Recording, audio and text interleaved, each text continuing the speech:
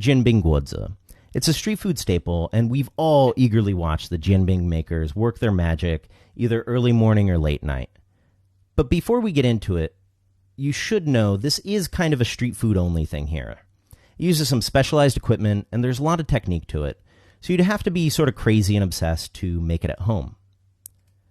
So obviously that's exactly what we're going to do. Show you how to make jianbing at home. But first, let's talk some equipment. Most critical thing that you need here is a large cast iron pan.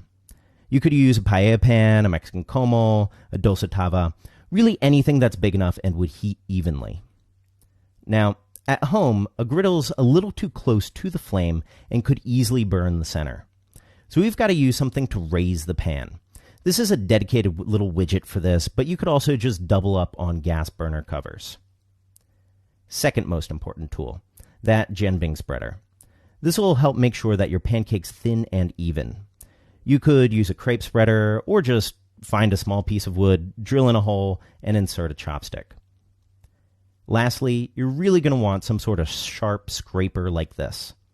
This is going to help separate the pancake from the pan for when we flip it. A metal bench scraper should also work fine. So our dough is 180 grams all-purpose flour, 60 grams millet flour or fine cornmeal for color, and 60 grams mung bean flour. I know that mung bean flour might be a little hard to find, but it's going to help make this pancake much less sticky. So assuming you're no pro, you're really going to want to include it. As an aside, the original Tianjin-style jianbing are actually pure mung bean flour, but we went with this combination because that's what you'd usually find on the street. To that, add 420 grams of water. Give it a solid whisk. Then add in a teaspoon of Chinese five-spice powder and a teaspoon of salt. After mixing, your batter should look roughly this consistency. So we're going to brush two different sauces onto our jianbing. First one's easy enough, just some bog standard mass-produced Chinese chili sauce.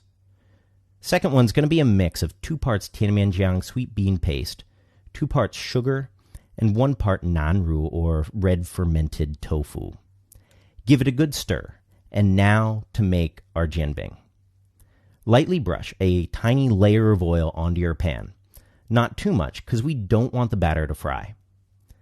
Now, something that we found is it helps to start off on a lightly preheated pan, 90 degrees centigrade to be precise, with the flame off. Add in 2.5 ladles of batter, push it back and forth, and the other way too to get a little cross. Now it should be easy to spread your batter in a circular motion around the pan. Once it's nice and even, turn on the flame back to medium-high. Crack 2 eggs on top of the pancake, break them up, and spread them evenly around.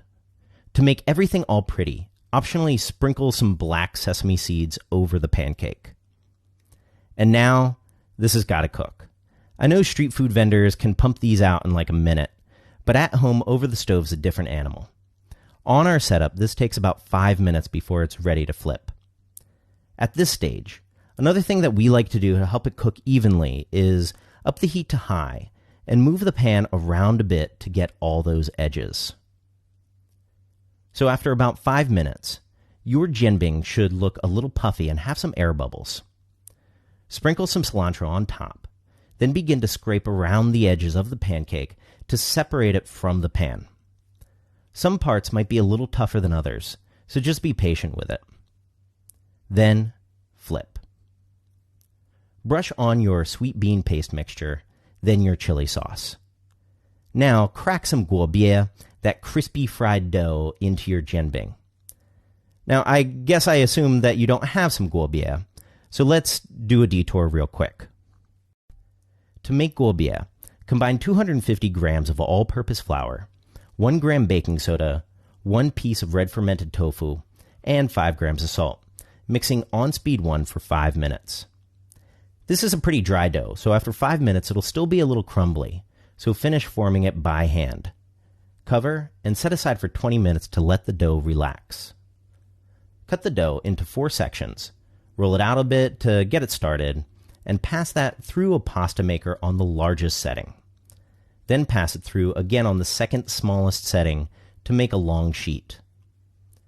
Cut that sheet into roughly 3-inch by 8-inch strips, chop a bunch of little holes in them, and these are ready to fry.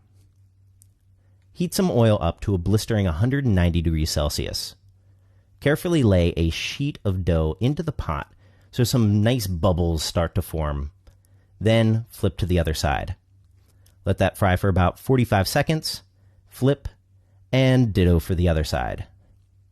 Take it out, rest on some paper towels, and now we've got some crispy, bubbly guobia. Right, so jianbing optional ingredient time. We like some lettuce for some extra crunch, and of course, what would a jianbing be without some mystery meat? Some extra cilantro or spring onion for good measure, and we are ready to roll it up. To make it easier to roll up, though, crack the fillings. Then, fold over each side of the jianbing.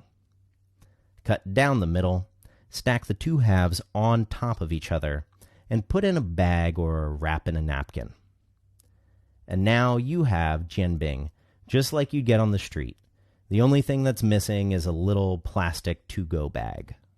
I hope you give this a try. Check out the description box for a Reddit link with detailed recipe and subscribe for more Chinese cooking videos.